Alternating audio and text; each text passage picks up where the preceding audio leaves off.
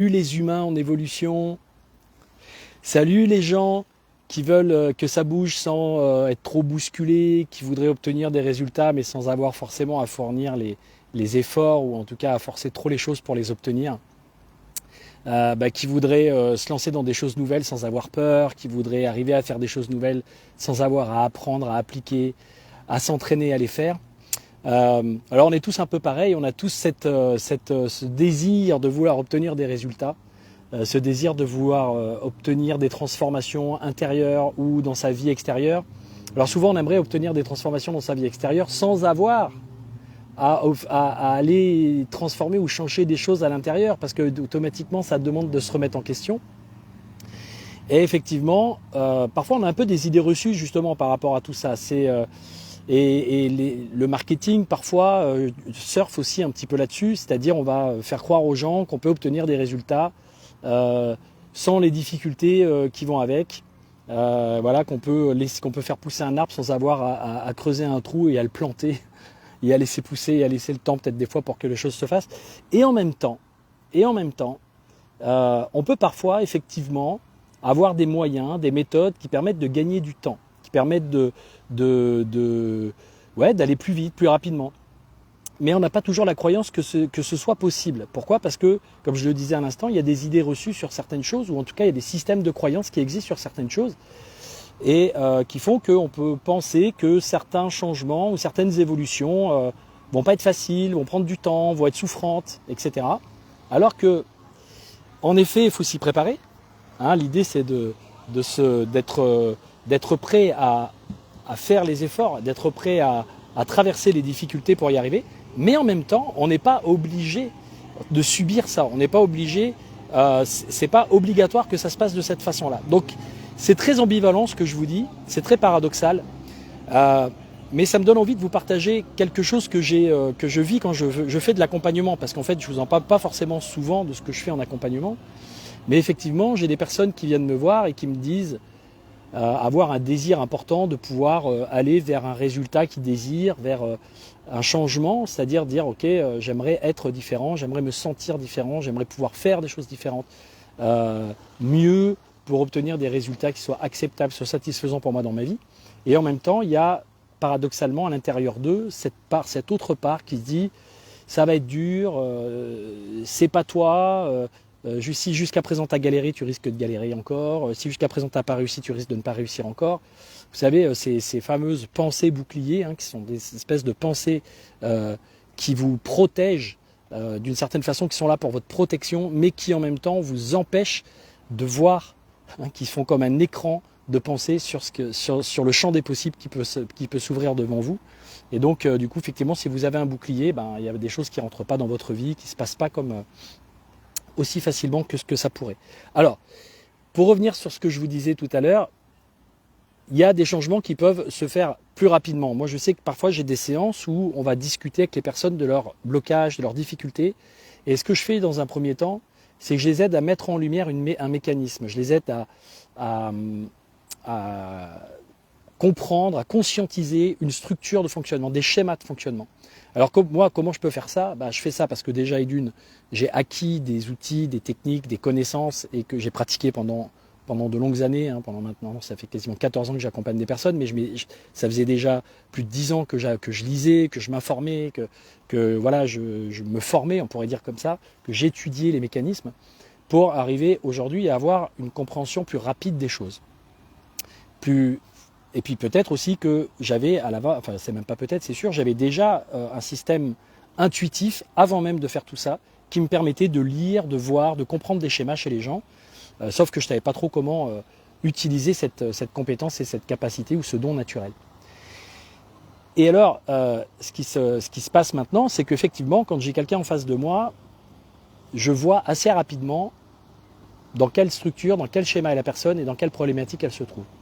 Et alors, il va y avoir des personnes qui vont dire « Eh ouais, mais le truc, c'est qu'il faut amener tranquillement, progressivement, la personne à, en toute sécurité, sentir qu'elle opère sa propre transformation. » Donc, on va être sur des techniques d'accompagnement psychologique, de thérapeutique, qui peuvent être parfois longs, où on va laisser la personne s'exprimer, lui poser des questions, l'amener elle-même à trouver des réponses, etc., etc.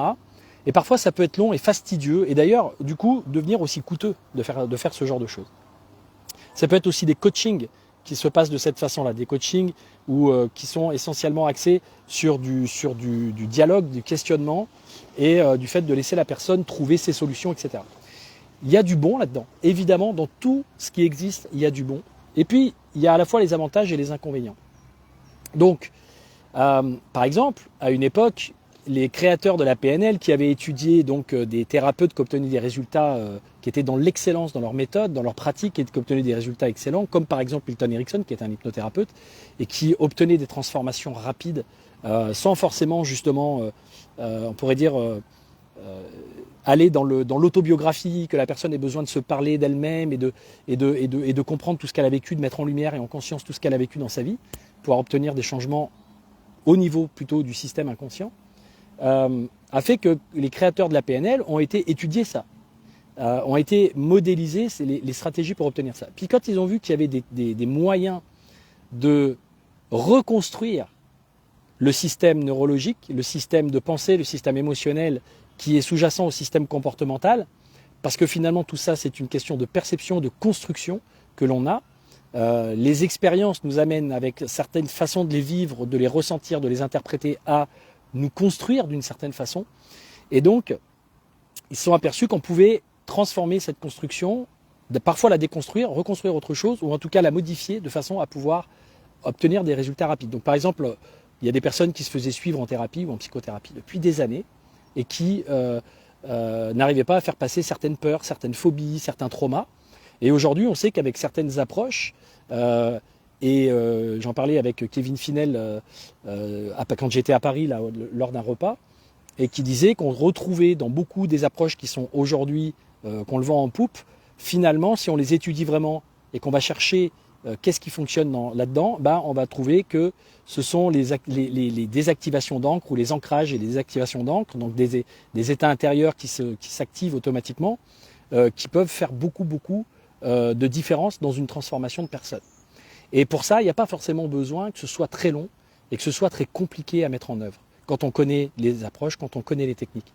Et j'ai eu effectivement des personnes, là par exemple encore hier, j'ai eu deux sessions avec deux personnes qui étaient sur des problématiques assez différentes, mais qui se retrouvent aujourd'hui à se retrouver bloquées, ou en tout cas dans ce qu'ils aimeraient pouvoir mettre en place, dans ce qu'ils aimeraient pouvoir transformer, dans leur façon d'être, dans leur façon de faire, parce que au fond d'eux, il y a un sentiment qui n'est pas adéquat.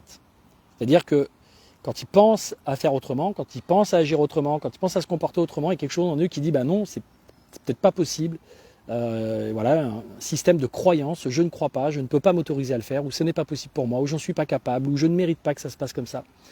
Pourquoi ? Parce qu'ils font beaucoup référence à des états intérieurs, à des sentiments qu'ils ont vécu dans le passé, qui sont souvent liés à des circonstances, ça peut être des circonstances parfois traumatiques. Là, en l'occurrence, c'était un environnement, un vécu, des situations répétées, des choses qui leur ont été dites, des choses qu'ils ont ressenties dans leur rapport avec leur environnement plus jeune, qui fait qu'ils se sont construits, j'ai envie de dire, un peu comme si c'était construit en boitant. C'est un peu comme si on les avait élevés en bloquant par exemple un de leurs deux pieds ou une de cheville ou je sais pas quoi, et puis qu'ils s'étaient mis à avancer en boitant, et qu'en fait c'était dit toute leur vie, en fait je peux pas faire autrement que d'avancer en boitant parce que ils ont une espèce d'attelle ou un espèce de truc qui les tient et qui les maintient, et qu'ils peuvent pas faire autrement que de boiter pour marcher. Et du coup, quand on discute avec ces gens et quand on essaye quand on veut les amener à se transformer, ils peuvent se retrouver face à un moment donné à mais non, mais j'arrive pas à envisager, j'arrive pas à comprendre, j'arrive pas à conscientiser, j'arrive pas à croire que je puisse modifier ce comportement ou cette façon d'être ou cette façon de faire que j'ai depuis tant d'années. Et il y en a beaucoup qui pensent que ça peut être long. Il y en a beaucoup qui pensent que ça doit se faire tranquillement, progressivement, tout en douceur. Alors pourquoi pas ? Ça dépend des personnes, ça dépend des circonstances.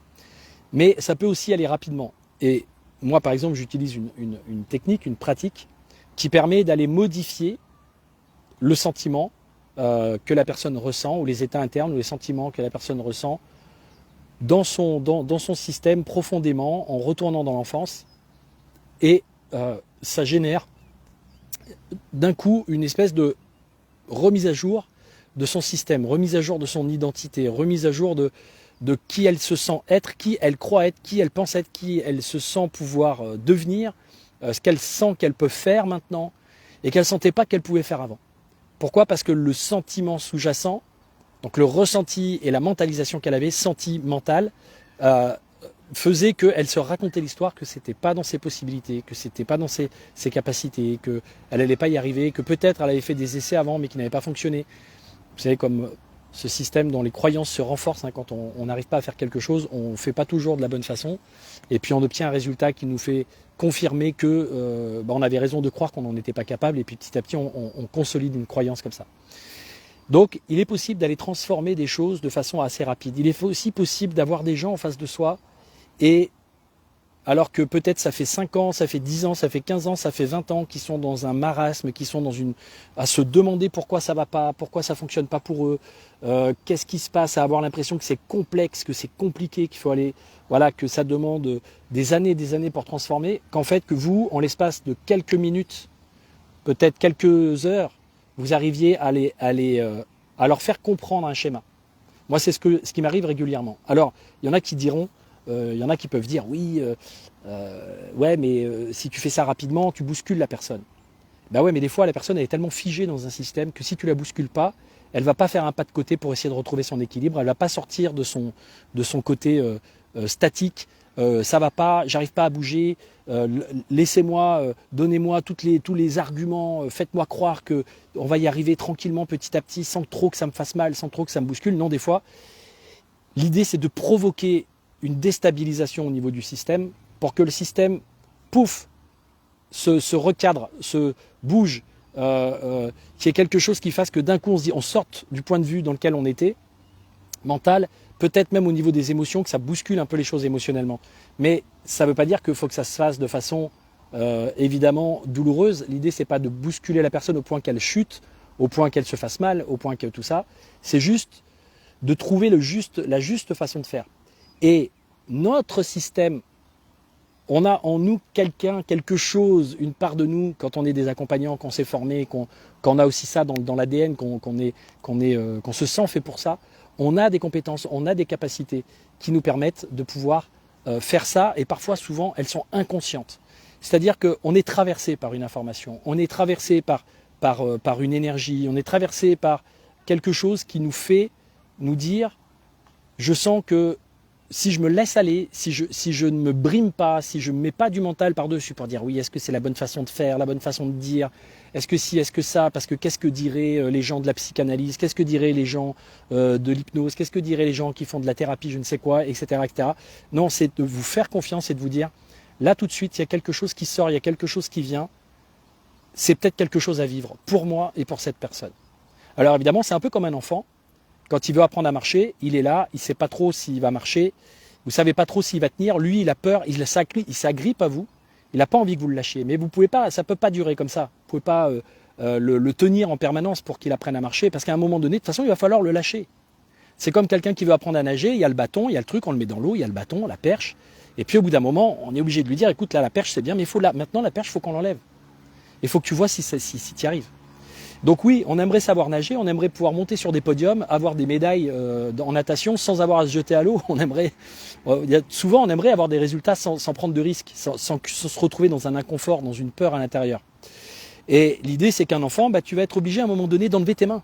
Tu vas être obligé lui il va se dire oh là là, qu'est-ce qu'il fait là, il est malveillant, il veut me faire du mal, il m'abandonne, il me laisse tout seul dans mon... Non, c'est je suis là en toute bienveillance, je sais que tu peux y arriver, j'ai confiance. Je sais que tu vas mettre un pied devant l'autre. Et c'est dans ce déséquilibre que tu vas trouver l'équilibre. C'est en te laissant te déstabiliser tout seul que tu vas renforcer tes muscles, tes articulations, et que progressivement, la marche va devenir quelque chose qui va te permettre d'avancer dans ta vie de façon naturelle, spontanée, inconsciente. Et quand on accompagne les gens, c'est le job, il peut être aussi là, c'est d'amener la personne d'un coup ou rapidement ou avec en prenant parfois évidemment des précautions, etc. Mais c'est pas obligé que ça dure pendant des semaines, pendant des mois. Quand je dis pendant des semaines, si, ça peut durer des semaines, quelques semaines. mais c'est pas obligé de durer des années, des mois ou des années.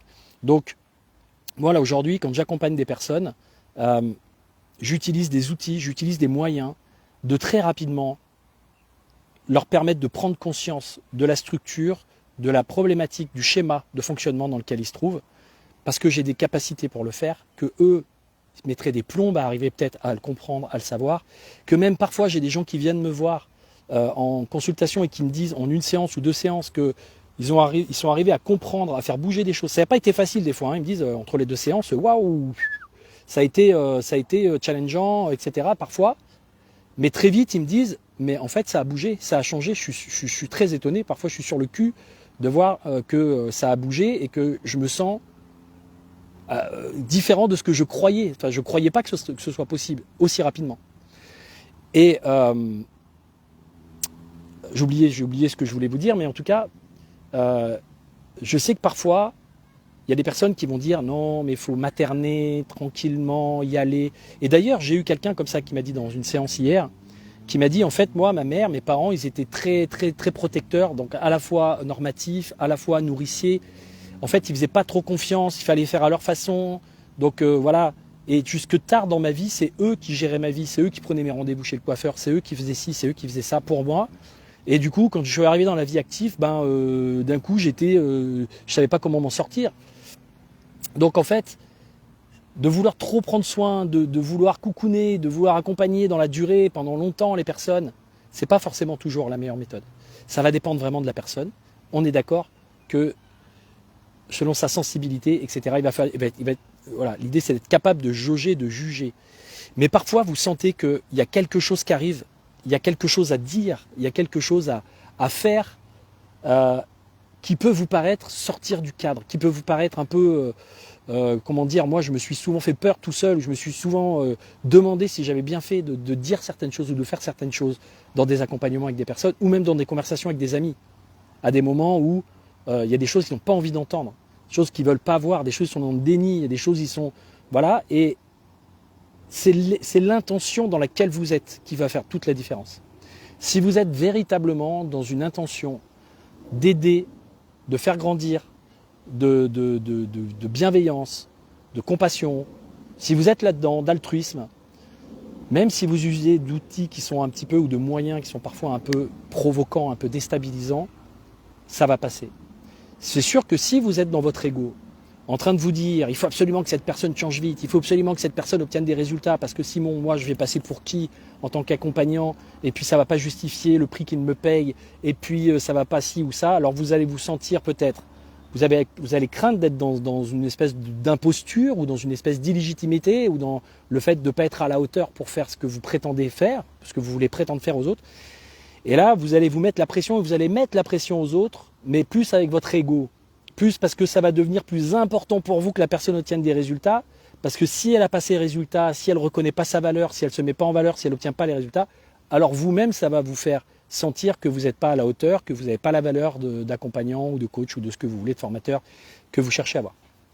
Alors je ne sais pas si c'est très clair tout ce que je vous dis, parce que je vous donne plusieurs idées, hein, je laisse sortir. J'ai même failli pas faire cette vidéo parce que je n'avais pas les idées très claires, mais je sentais au fond de moi, je me suis dit bon, si tu passes à côté de ce live, bah, tu vas faire comme t'as souvent fait, ou comme font d'autres personnes, se dire ouais, c'est pas grave, fais autre chose. Là j'avais mon petit sandwich à côté, mange ton sandwich, tu verras après. Et tu vas être dans l'évitement de dire quelque chose ou de faire quelque chose. Alors les idées sont peut-être données un petit peu en vrac, mais l'idée c'est soyez attentifs, à être dans une bonne posture, à faire les choses parce que il y a un désir qui vous traverse, une envie d'aider l'autre, de l'accompagner, de le transformer, de l'aider à se transformer sans que ce soit quelque chose d'égotique, de ça me sert moi, c'est pour mon business, c'est pour que la personne dise que je suis super, c'est pour tout ça. Non, c'est juste, je sens ça. Et parfois, vous allez sentir qu'il faut prendre un peu le temps avec certaines personnes. Et puis, il y a aussi parfois, vous allez sentir que c'est le moment de leur mettre un coup de pied au cul, de les bousculer, pour qu'il y ait quelque chose qui se passe, sinon ils restent figés. Et ces gens-là, la plupart du temps, ils vont vous dire qu'ils ont peur, ils vont vous dire que s'ils sont là dans cet état d'être, ou dans ce qu'ils vivent, c'est parce qu'il leur est arrivé tellement de trucs horribles. Et oui, ça arrive. Et oui, c'est important d'avoir de la compassion, d'avoir de l'empathie pour ces gens-là, d'être dans le cœur, parce que si vous n'êtes pas là-dedans, ça ne va pas passer. Mais en même temps, des fois, c'est comme la maman avec l'enfant, elle peut être dans le cœur et en même temps lâcher son enfant et lui laisser faire son expérience ou le bousculer un peu, enfin en tout cas l'amener à faire des choses qui n'est pas pour lequel c'est pas du confort. Il va peut-être se mettre à pleurer, il va peut-être se mettre à... Mais derrière, il va grandir.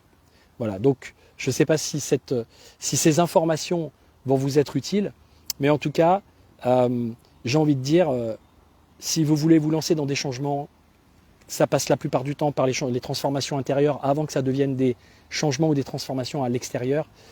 Si vous voulez avoir une vie pro, vision, identité, évolution qui soit à la hauteur de vos aspirations, de vos ambitions, eh ben, à un moment donné, il va falloir vous mettre en marche, apprendre à trébucher, apprendre à vous relever, apprendre à faire des petits pas, à expérimenter, à appliquer et ne pas rester trop dans vos j'ai pas envie d'être trop bousculé, j'ai pas envie d'avoir peur, j'ai pas envie de me sentir mal, j'ai pas envie d'être en inconfort, j'ai pas envie.